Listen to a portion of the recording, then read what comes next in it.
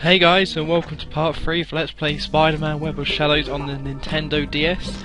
In the last part we headed to the pier, we spoke to a woman in a cat costume, which is weird. So yeah, now in this part we're gonna make our choice. Although you already know what it is, it's Nightcrawler. So we're gonna go and save Nightcrawler. Because if there's one thing that Marvel loves and can't get enough of, it's crossovers. I don't know, I don't read the comic books, but yeah, that seems to be their big thing, and I remember as a kid hearing about certain crossovers thinking that's damn cool, you know. Who wouldn't want to see Wolverine and Spider-Man together at last? But when the crossover is a Black Cat, I'm not sure what universe she's from actually. I don't know if she's Spider-Man, I don't think she's X-Men, but I don't know, this is just me thinking out loud here. So yeah, that enemy I just beat up, that's a new enemy. I don't think we've seen him yet. Maybe I avoided him before, but yeah, what he can do, he has a little shield. It really doesn't look like a shield. I don't know what the hell, I don't know what it's meant to be, if it's meant to be like a mutated arm or just he saw something on the ground and thought, oh, I'm not just going to get punched in the face, I'm actually going to block attacks. So that's a new sort of enemy that we haven't seen before. And yeah, there was also those green guys that I said I hated in the last part. And the reason I hate them, because what happens is that when you're mid-air, they can just go flying upwards and hit you like that. Most enemies won't hit you when you're in the air, or they'll try, but they won't. I mean, dogs can hit you in the air because they jump, but yeah, the green enemies will just kind of uppercut into you in the air, so if you're just trying to avoid the enemies, then yeah, good luck with that. Yeah, there's another new enemy that we saw there actually, but I'll explain them later. You don't really see them until a lot later on in the game. Well, you don't really have to help out anyway. What does that mean?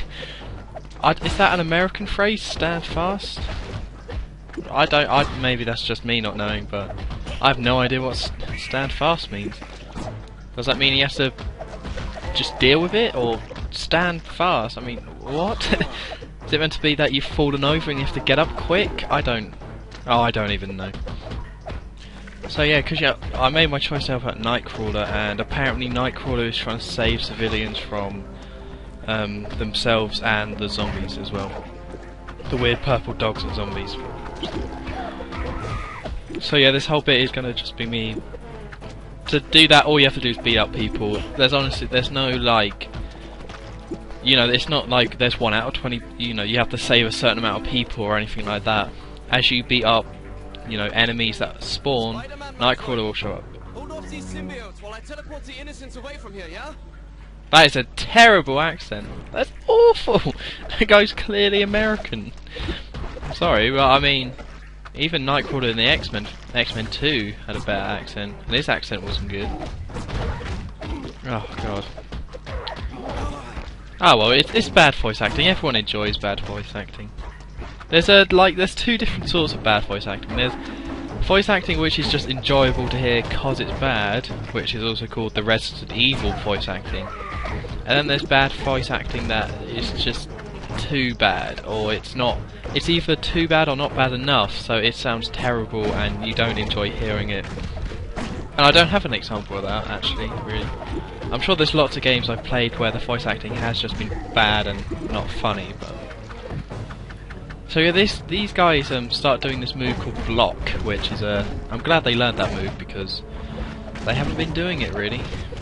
So you gotta kind of be careful that, because at this point in the game they won't counter attack. They haven't learned that move. They haven't collected enough notes, and they haven't gone to Bottles and said, "Oh, Bottles, what's going on? I want to block." You know, they haven't gone up to him and mugged him for his moves yet. So, which is kind of weird. I never really noticed it when I was playing, but now that I'm watching it back, I have noticed that yeah, certain enemies will learn certain moves at certain points of the game. I mean, you will encounter different enemies, but with, you know, they will have different moves. But, you know. Oh, he didn't do his terrible accent. Oh no. It's a good point. It's a damn good point. He sounds like I know the voice acting isn't that, but it sounds like the guy that voices the kid in How to Train Your Dragon. You know that nerdy kind of guy? That's been in all the, that was in Tropic Thunder? I don't know. It's the way he said that, it just sounded, you know, like it was him. And yeah, that's a new enemy that we're going to see all the time now, pretty much.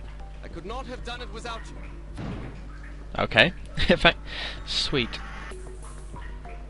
And now I'm standing still, and yeah, now we're apparently still trying to find Venom. I mean,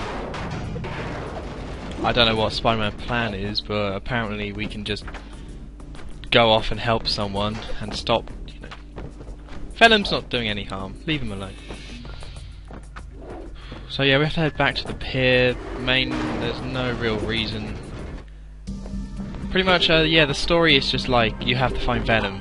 For most of the game, that's the whole story, so they're not, like I said before in the last part, they're not always going to have a brilliant reason for why you have to go to places. To save Nightcrawler, yeah, fair enough.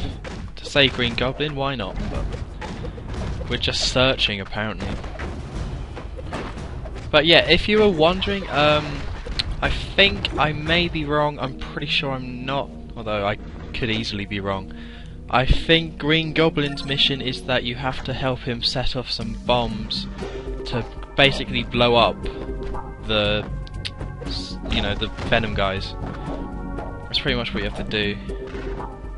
Although I'm pretty sure it'll just come down to blowing up enemies. And there we go, see, there's the first uppercut. I didn't see him, and there's the second uppercut. Once you get onto the ground and you get one-on-one with these guys, you can just kick their ass, but as you're just swinging along, you will just randomly get hit by a fist out of nowhere. Green pricks. Yeah, in this room, I think we're actually not allowed to leave. Maybe. It's not so sure. About 50% of the time when you go to a new place, the chances are you won't be allowed to leave until you've beaten up the enemies. Ah, look at that move. That was a sick move. And no, I'm not one of these people that say sick all the time. I don't do that, really. It just seemed appropriate. So yeah, as you can see, you can do stuff like that in the combat, which is why I enjoy the combat and I think it's good. And I don't know, some people might not like it, but screw them. I don't care. Ah, see, the stupid uppercut, where's he coming from? He just cut, it's like, ah. And that's one thing this game kind of does with the combat, is that, okay, I'll explain that in a second, because I know something bad's about to go down. Any second. Go on. Damn it me! Look how little health I have. I know I'm gonna die soon. I just have this feeling.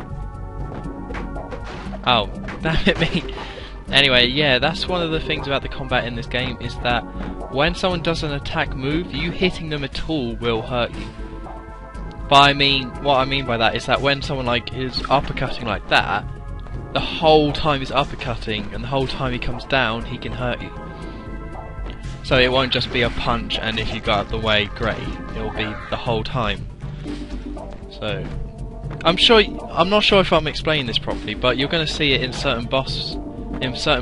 It's going to be like the boss will do an attack and then you get out of the way of it, but then you kind of hit like he hits you at the last part of his attack rather than like the main actual attack. You'll see it. You'll see it. We're actually heading towards a boss right now, so that's exciting news. There's a lot of bosses in the game. I think there's 7, maybe? I think I may be wrong. There's that guy. We fought 2 already, then there's 3, and I don't know, I'll look it up. In the next part I'll let you know. So yeah, as you can see, these are the shield guys who, at this point in the game, it seems like I can actually web them and get rid of their shield, but later on you won't be able to do that. So you pretty much have to try and catch them while they're not, you know, shielding. And yeah, while there's also these new purple guys. The other ones were kind of blue, but these are now purple. And what they can do is summon. I don't know if summon's the right word. I mean, unless they're just pulling these like bombs out of their arse, which is not a good place to keep bombs. I mean, yeah, they can summon these little bomb things, which can really ruin your day. And that's pretty much the main difference between these and the other ones. Apart from that, they're practically the same enemy. And the good thing with the bombs is what you can do, you can hit it back and they will damage any enemies as well as you, which is kind of cool. So just because there's a bomb, don't just run away. If you punch it, you can actually do some good damage. And yeah, this is one of the rooms where we're gonna have to fight some people, but as you can see, it won't let us pass until we do, apparently. Yeah, I don't know if I got a bit unlucky, but it seems like it spawned the two purple guys at the same time, which isn't great. Also, these rooms can kind of be a bit like, I'm not sure exactly how they work, because it would appear that certain enemies will show up once you go to a certain point in the room. Like, I think you have to defeat all the enemies in the room, I'm going to say, but it seems like more enemies appear the more you go in a room. So, better safe than sorry. If you have this sort of room, don't go towards the exit, just hold up there and kill the enemies and then just see how you go. And here's a box with lots of lovely health, and that's that done. Because as you can see, there was another enemy that I actually just jumped over and jumped to the wall, and I didn't have to fight it, so I don't know what's going on there. I don't know. You know, it's not that complicated really, just beat up all the bad guys and you'll win. God, I hate these green guys! It's so stupid. You have to be so careful when fighting them. See, look. Oh no, that guy didn't get hit by it. But yeah, if that guy had stayed there, then he would have won. And yeah, this is the death thing. When you lose all your health, you die, just like in real life. And what you do, you get to go to this little kind of mini game sort of thing where in a certain amount of time you get to, using the touchscreen, drag red balls, orbs of health or whatever towards Spider-Man. And but there's also little purple venom ones, so you have to hit the purple venom ones, so because if that reaches you, you obviously lose health because it's a video game. But if you actually hit the purple ones, they will send any red ones around it towards Spider-Man, so it can. Sometimes I always usually go for the purple ones and have it kind of, you know. I think it's probably better just to go for red ones and then just take any purple ones that Spider-Man gets. But I mean, it's really up to you how you play it. It's really up to you. I would say go for the purple ones. And here we're almost at the boss. So close. So yeah, that's what the life orbs are. If you use a life orb every single time you die, and if you run out of life orbs, then it's game over, pretty much. Oh, so you think you're special, huh? Yeah. Just a speed bump. I can't remember which version, what enemy this is. I think it's the weird alien guys that shoot purple things at you, which I haven't actually talked about at all yet. And yeah, a cool feature that is in this game. As you can see on the bottom screen, there's these pictures, these terrible pictures. One's of Nightcrawler on the left, one's of Green Goblin on the right, and one is of ugly Black Cat on the bottom. God, what is Green Goblin doing? He looks like a Disney version of like a big cat. Like it's how Disney would draw a cheetah. That's what he looks like. It's not. It's terrifying. It's a mix between that and a gargoyle. That's not Green Goblin. It's a goblin. Then Nightcrawler just looks dead inside. Apparently he doesn't have eyes now. Who knew? Then Black Cat just looks delirious. Oh, it's the DS. You can let him off. So yeah, the strategies with this guy, he's not overly different actually from the last boss. And as you can see, once you fill up that meter by, I'm not exactly sure, I think it's your combo meter. Although I think some of it is just over time you will get it. But it seems like on later bosses that's not the case. So yeah, it's pretty much after a certain amount of time that meter will fill up, and you can use Nightcrawler like I did there, who will do a chunk of damage to the enemy, or you can use Black Cat, which will actually send you a load of health. A little tip, always use Nightcrawler.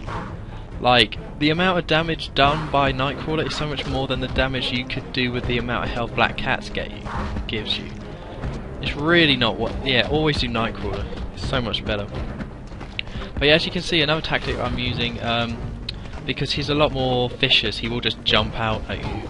And even though he won't web sling you, it can be very, he can just launch himself at you. So what I've been doing, webbing him, going up, or actually no, I haven't webbed him. What you do, you wait till he kind of gets up, then kind of kick him and then throw him in the air, and when he's in the air you can web swing, And a move that I brought is where if you press attack or Y in the air, yeah, if you press Y in the air, you will like kick off him, so you can do a load of damage that way. So do a load of kicks, uppercut him, and I will see you in the next part. Goodbye.